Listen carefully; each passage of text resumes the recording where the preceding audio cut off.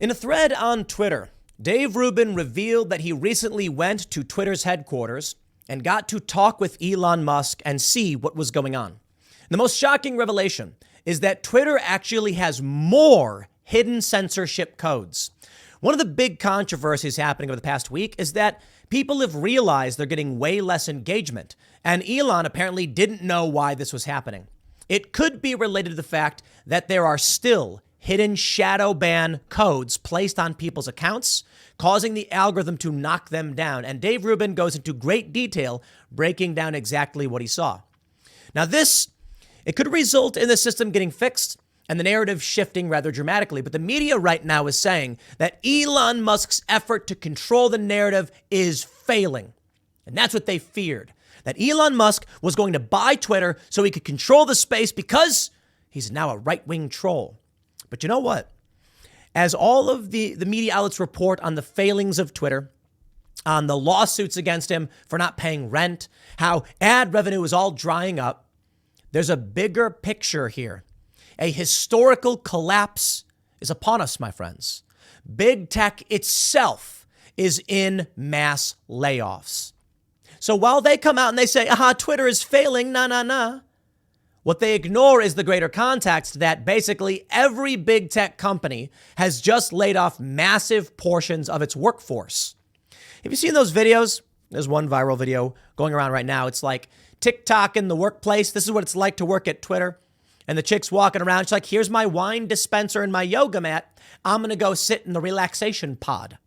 We got one out of Google where this young woman is like, I work at an airport, an old airplane hangar, and there's a bunch of historical little things, and I'm going to go land a yoga mat and get fresh pumpkin pie from the kitchen. She put out a new video, and she's crying because she got laid off. And the media is reporting no more massages, no more wine bar. It's all coming crashing down. So I wonder, what was really going on with Twitter and how were they able to maintain this system? Apparently from this thread, Dave Rubin explains that they view the whole system as just mangled together. And that when they try and fix one piece of code, another piece starts falling down like a busted up Jenga tower. How was it operating? Perhaps it was subsidy. How is it that Twitter gets bought by Elon Musk? The narrative shifts a little bit. We get the Twitter files expose, but then all of a sudden, all these other big tech companies start failing as well. Could it be that the operations taking place, the PSYOPs, the intelligence operations that were manipulating us through these big tech platforms are all coming crashing down at the same time? Maybe the intelligence agencies and special interests are abandoning the use of these platforms out of fear that more information will be revealed. Already we're hearing about supposed Facebook files, more whistleblowers, and maybe it's groups like Project Veritas that has them spooked and they got to back away. Or the economy's just falling apart because Joe Biden's a bad president and the Democrats' policy is destroying everything. Honestly, I have no idea. But I do think it's interesting to see that even to this day, we are getting new revelations about how Twitter was manipulating the conversation and still is. Long after the wokeness was purged from Twitter, remnants and specters of their insane ideological policy persist within these machines. And thus, Elon suggests maybe they will have to outright purge the entirety of the code and build it up from scratch. Perhaps Dave Rubin has explained why it is that so many people are saying, I'm not getting any real engagement anymore. Or maybe dead internet theory is the reality. Do you know about dead internet theory? That around 2016, powerful bot farms took over. Most people got banned and don't use this. Twitter's not real life. And you're talking to a computer. That basically, there's a small handful of people who are active on Twitter and everybody else is just a bot to make it seem like the conversations are actually happening. And maybe as big tech begins to crumble, we're now being shown the reality. Nobody is using these platforms, or at least not to the degree that we thought they were. People used to get millions of views on YouTube. Now it's apparently a big deal when you get hundreds of thousands. Why is that? It could just be that the whole system is decentralizing, or it could be that these big tech platforms faked their viewership. We've got stories about that, in order to make people think they were relevant and to sell ads. Yeah.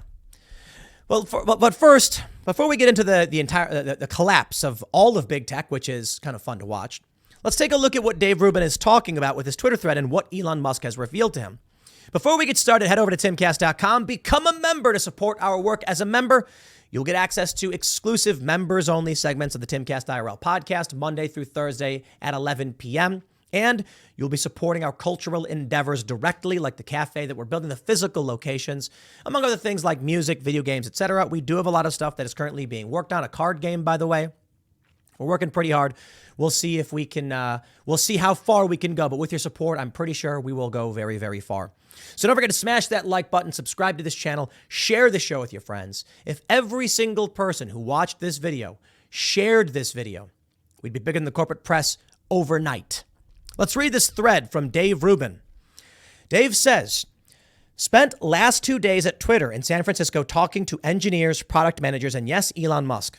Learned a lot about what's going on. Before I share, I want to note that after a couple-hour meeting, I asked Elon what I could share, and he said, anything that's true. Interesting. Thread time. Dave says, a fractal Rube Goldberg machine. That's what Elon Musk called Twitter. As they fix the code, more problems arise. A delicate balance he likened to a Jenga tower. One wrong move, the whole thing collapses. They're working nonstop, and both times I met him were after midnight. He says, I met with several engineers who were doing a deep dive on why my account and so many others seem to be absolutely crushed after that 2 or 3 week return to normalcy when Elon first took over. They still have more questions than answers, but they did learn a bunch of stuff. Accounts aren't just hit with labels that are obvious to insiders. They now found more secret labels, which are causing shadow bans. My account was hit with all 3. Recent abuse strike, recent misinformation strike, recent suspension strike. Now, hold on there a minute. Didn't the Twitter execs testify before Congress that they weren't shadow banning people? You see the game they're playing? It is one big lie after lie after lie. And you know what, Elon? With all due respect, you can't give Jack Dorsey a freebie. The dude worked there. He was at the top. The buck stops with him. But they'll just say, well, he didn't know. Sure. Rubin says, it's unclear so far what these strikes actually do, but for sure they suppress views and recommendations. They are trying to figure out to what extent. I also had many innocuous tweets labeled not safe for work or not safe for ads, NSFA, which affect visibility in the timeline. Also, there's an entire keyword database so that machine learning makes sure not to promote violence, porn, etc. But it's a mess of overreaching words. Literally, the word gay was on the keyword list, which would make you not advertiser friendly and harm the tweet in the algorithm. That one I find fascinating. Do you know what people have started doing? I love this. They've started using strange words that a human can decipher that a machine can't. Effectively, it's called CAPTCHA English. Check this out. They put these words in the algorithm so that if you say it, I'm not going to say any of these words, the machine recognizes the word, gives you a strike, knocks you down, demonetizes your channel. So what have people started doing? They've started saying things like unaliving someone, unaliving, disaliving. Right. That's the best example. What does it mean to unalive someone? Well, you get it. Because if you said the actual human English, the machine would recognize it. So humans adapted to counter the machines by creating what is effectively CAPTCHA English, language that could be understood by a human in context, but not by a machine. It is absolutely psychotic that we're doing this to ourselves. Rubin goes on. Backing up for a second, they found the recent suspension strike on my account most interesting because it was from July 2022, when I was suspended for calling out Jordan Peterson's unjust suspension. So though suspension was reversed, the action on the account remained. Elon was bringing people in and out constantly and seems to be aware of pretty much every issue. He thinks maybe the entire code has to be torn down and started from scratch. At the end, last night, he said that the whole situation is a flaming dumpster rolling down the street. So I assure you, they are aware of the problems. And Elon and engineers are there all night trying to untie this crazy knot. Some changes they've made, like the For You tab, have confused people and hurt engagement for accounts who have gotten the not safe for ads label without knowing. Many people have been saying, why aren't we getting any notifications anymore? Why aren't we getting any engagement? No one's commenting. One big change was that they created the For You and the Following. And most people were on the Following tab, meaning when you post, I see it, I respond. The For You was an algorithm that gave you random stuff. Well, you're not going to react. You're not going to engage with random stuff. So once everyone switched over to For You, even me, I realized I wasn't even commenting on things because I was like, boring. Hey, wait a minute. What's going on? These posts are old. That's just it, too. If you see a post from yesterday, you're going to be like, oh, we already talked about that story. And that was a big change they made. Rubin says, they also don't know for sure why things got so much better once Elon made the acquisition and why it seems far worse now. Some is probably related to excitement around Elon himself, which also coincided with the World Cup, but that doesn't explain why it feels so off right now. We'll share more in a bit. I have to catch a flight. It says Elon is funny as hell, etc., etc. Huge shout out to David Sachs, who is helping Elon clean up this mess because he believes in the fight for free speech as much as Elon does. One more thing is Elon really lit up when we talked about the shifting political landscape and how anyone non-woke is now far right. That notion is deeply connected to how screwy things got at Twitter, and he's working to fix it despite the huge challenges ahead. You know, it's fascinating. I don't often do a lead story on my main channel that is a Twitter thread from a commentator. But Dave Rubin going down and collecting information and disseminating it is very important journalism. That we're learning there are more secret codes to censor people. I just got to ask, with the new Republican Congress, can y'all go and subpoena these people and get their documents, get their emails released? Elon, dump the communications. We need to know to what extent they lied to the American people, to Congress. In the meantime, the media loves to report on how, well, Twitter is basically falling apart. But let's be honest. I'm going to read you these stories, but it's not just Twitter. Everything's basically crumbling. NPR says 5 takeaways from the massive layoffs hitting big tech.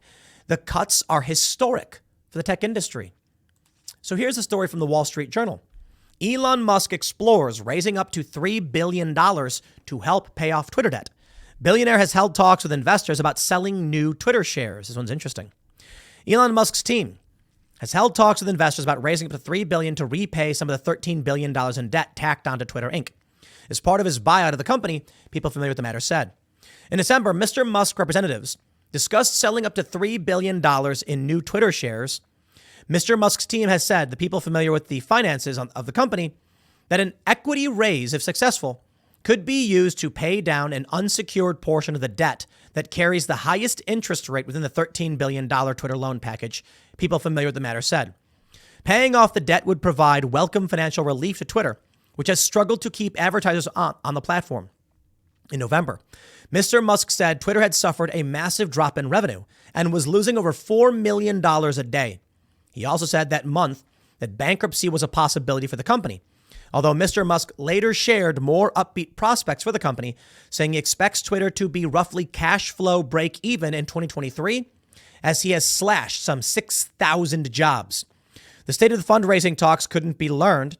In mid-December, Mr. Musk's team reached out to new and existing backers about raising new equity capital at the original Twitter takeover price. Mr. Musk's advertisers had hoped to reach a deal to raise cash at the initial takeover price by the end of 2022, according to an email sent to prospective investors at the time. However, some prospective backers said they balked at the terms given concerns about Twitter's financial performance. The Musk team didn't specify a funding amount or purpose for the fundraise email. So, what are they doing? This is from just the other day. Elon's not giving up. He's seeking to raise money. And based on what Dave Rubin is saying, the dude's working really, really hard. I love this one from The Verge. Let's talk about the political bias before we talk about the collapse. Elon Musk thinks Twitter is real life. I mean, duh, of course he does. But in the Tesla earnings call, he went into greater detail on just how much he really, truly, honestly believes that his tweets, all of them, are lawful good. Elon Musk's not wrong. Twitter may not be real life, but it dictates. You have the Democrats on Twitter hearing the screeching cries of the far left cult, so they adhere to it and they go along with it. This results in capital being pushed in that direction. It results in default liberals who are sitting there minding their own business, watching TV, seeing these ads, seeing these politicians and saying, you know what? If I'm going to fit in, that's what it is. And now you have people at high school proms dancing and clapping as drag queens strip for children. You have books like Genderqueer being put in school libraries or given to children. Because yes, while Twitter may not be real life today, it is real life tomorrow. Elon Musk recognizes that and thus seems like he made a sound investment. Donald Trump is returning to Facebook and Twitter if Truth Social doesn't stand in the way.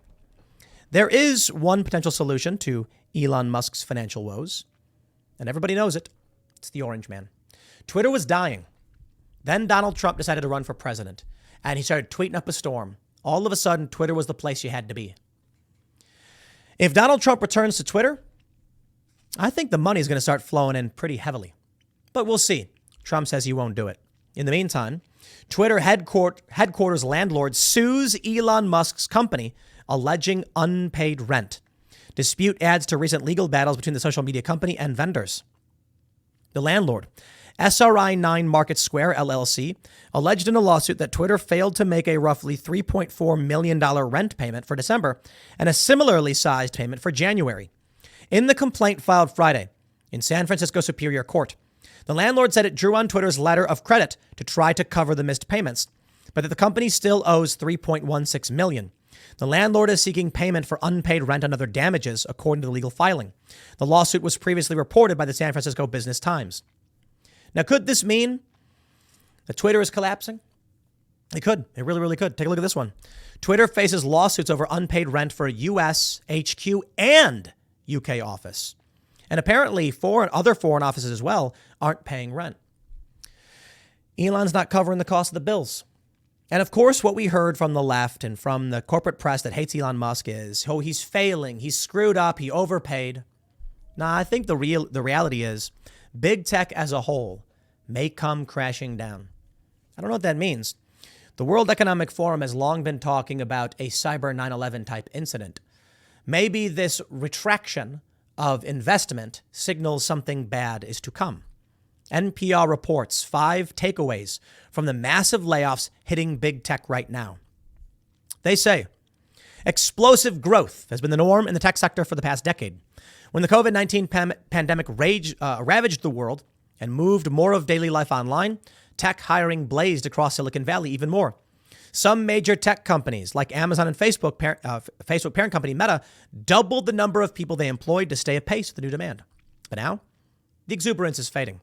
The industry is confronting one of its worst contractions in history, with Meta, Google, Microsoft, Amazon all announcing mass layoffs over the span of a few months.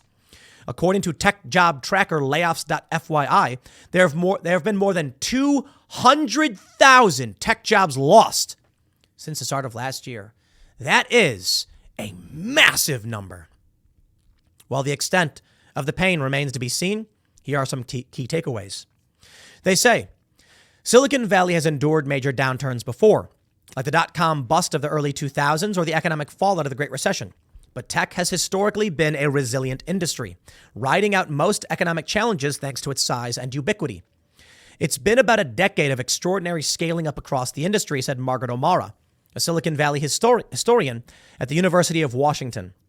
Tech has always been a very growth-oriented industry from the very beginning, from when they first started making microchips in Silicon Valley to more than 50 years ago.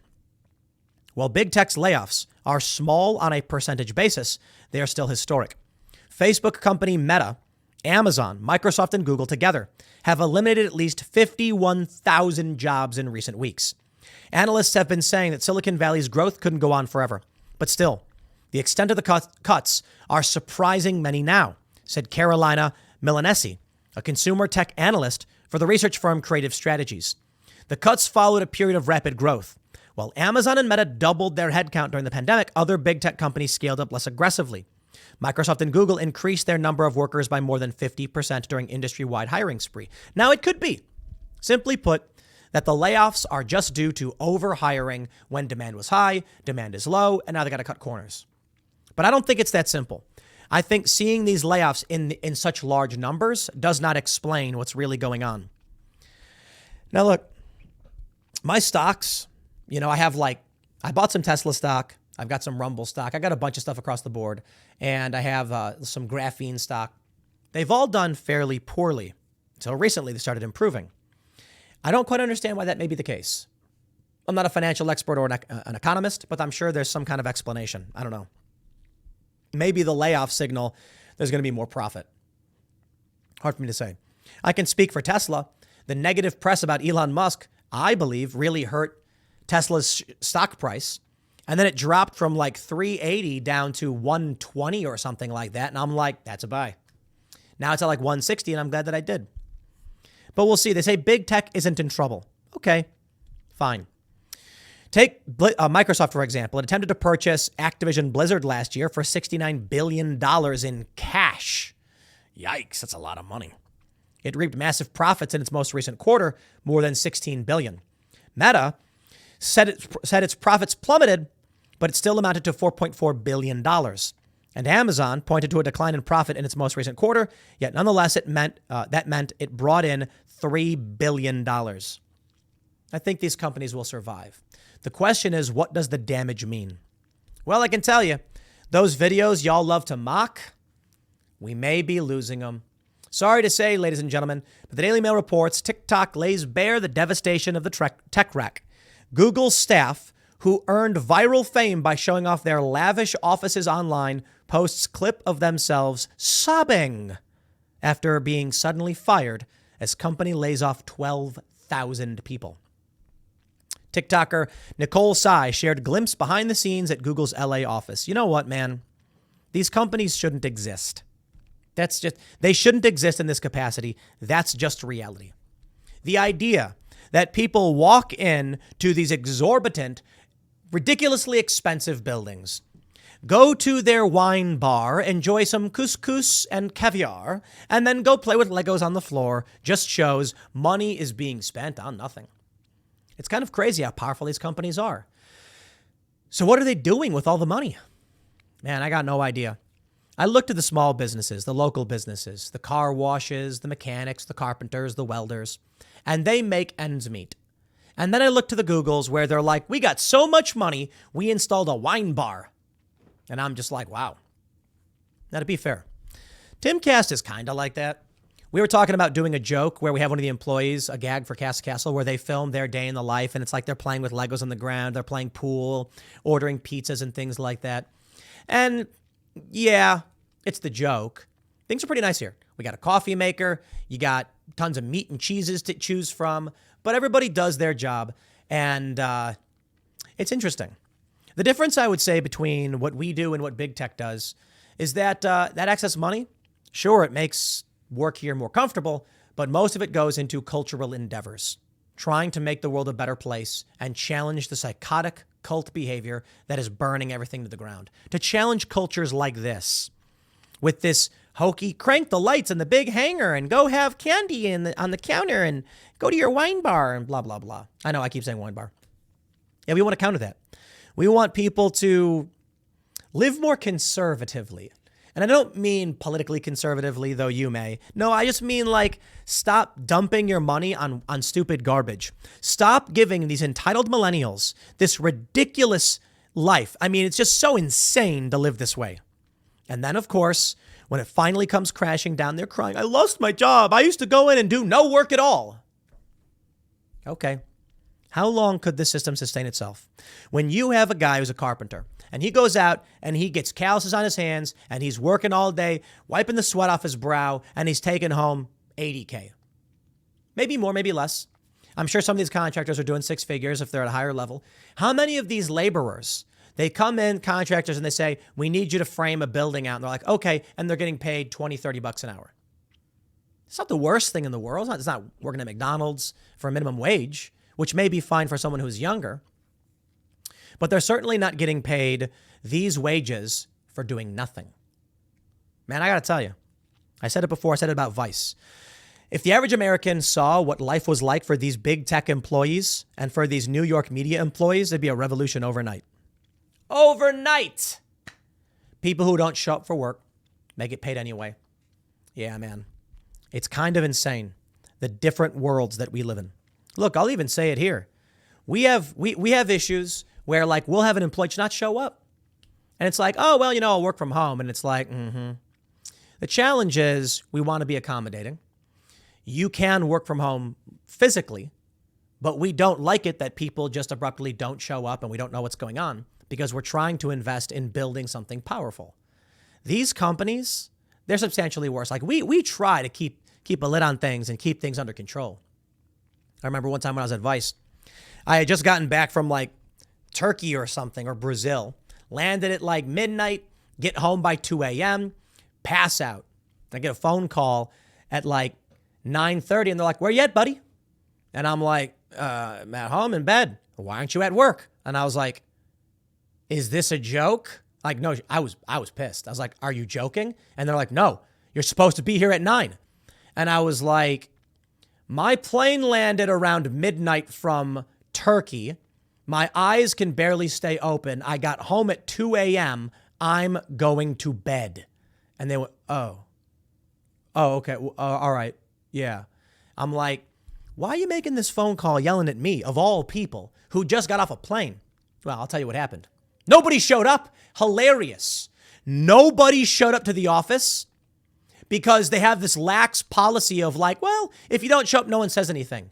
So what happens is you'll come into work and there will be like an empty chair at the table. But there will be like 7 people working. You'll be like, I don't know. Because when the manager walks in, if John Doe ain't sitting at his chair, for all you know, he's in the bathroom. You just don't think about it. The articles are getting done. Who knows? You know what the reality was? They're staying home. Well, guess what? Eventually, one day, nobody showed up because everybody was just like, I can just stay home. And apparently they had some like investor coming in. And so, the big wigs are walking through the front door and he's like, the CEO, I think it was Shannon, I'm not sure. They're like, let me show you how awesome things are here. And they walk in, empty. And they were like, how do you explain that? We pay people who don't show up. So, of course, they called me pissed off. Where are you at? Bro, you're calling the wrong number. Okay? I just got off a plane. I'm not coming in. But this is the thing. It's how these companies operate. It's an impossibility. It is insane that they don't actually keep track of how these systems work. And then the best part, these people, we saw this in the Project Veritas expose, this Twitter guy who's like, I come into work maybe like 4 hours a week, sometimes, getting paid all this money. These people with nothing else to do, who are effectively getting UBI, then take their psychotic political views based on garbage and inject them into these companies and ban you. Think about where that goes. The people who don't have to work very hard to get all of this free stuff and think everyone must live this way are dictating what you get to say while you work your hands to the bone and struggle to survive. Yeah, that's a system that I ultimately just don't think can exist. The Financial Times says, bye-bye massages and free food. Big tech cuts back the perks. Companies are not just cutting staff numbers, but also the benefits they offer employees. Well, so be it. We're learning more and more about this stuff. From Reason.com, inside the Facebook files, emails reveal the CDC's role in silencing COVID-19 dissent. And the reason why I bring this up here in this context, I have to wonder, my friends, how much of this exorbitant exuberance was government subsidy? How much of this was the government funneling money secretly? Now, we learned that, I think it was the FBI, the executive branch, had issued some remuneration to Twitter. They said, here's money to compensate you for dealing with takedown requests. And the left came out and said, it's totally normal. They're reimbursing them for their time. Let's talk about how this machine can work. Big tech companies, the government, they can collude in other ways. The government can buy advertisement, guaranteed advertisement dollars, hundreds of millions of dollars. You'll see Go Army ads. And they say, we're just buying ads. It's totally normal. When in reality, they can go say, Twitter, you don't want to lose us as a partner, right? The government is very large. We spend a lot of money on ads. We have many different departments. It's too bad that guy's spreading fake news. And they say, no, he's not. No, he's not. We banned him. Oh, okay. We can have our ads resume now. You see, the thing is, when it comes to corporations pulling their ads, it's because they're scared. And it's kind of annoying. toothpaste company says we don't want our ads appearing next to war footage. We're pulling our ads. You say, okay, fine. We'll make sure that doesn't happen. The government says we don't want anyone dismissing our war effort, and we'll pull our ads. It's an entirely different level of manipulation. And I think that may be a large component of what props this stuff up. Not to mention, look, some of it might just be secret transfers of money that we're not going to know about unless we get, a forensic look at their hard drives to look at their financial transactions. It's hard to make happen. There are other ways to transfer wealth to people to make sure the machine runs. But seeing how Twitter is struggling right now, it makes no sense. The advertisers all just stopped paying all at once. That seems odd. Seems coordinated. What say you? Could it be that the intelligence agencies went to advertisers and said, we warn you against being on these platforms? How do you sue to find out? This is what we need. A new church commission, an intelligence agency oversight review. Are they putting their thumb on the scale, manipulating speech, manipulating media, manipulating the American people? I want to know. I'd be willing to bet that they are. I'm willing to bet that they are, and I think so are you. And right now, Politico reports why the Twitter files are falling flat. Or I should say it's from last month. Why they're falling flat. Well, to be fair, they came out with a bang, but ultimately did start to fall flat. Elon Musk's effort to shape the media narrative is failing. Now, why is that? Why is it failing? That makes no sense. Unless the U.S. government, intelligence agencies, and alphabet divisions were propping up Twitter to use as a weapon around the world to change public opinion and win conflicts. And now that Elon Musk stepped in, they've removed that subsidy, and you have nothing but a garbage platform that people don't really want to use. Maybe the reason engagement is way down is because Elon actually did get rid of the bots. Yeah, and it was most of it. Dead internet theory, baby. I don't know. But I'll leave it there. Next segment's coming up at 6 p.m. over at youtube.com/TimCastNews. Thanks for hanging out, and we'll see you all then.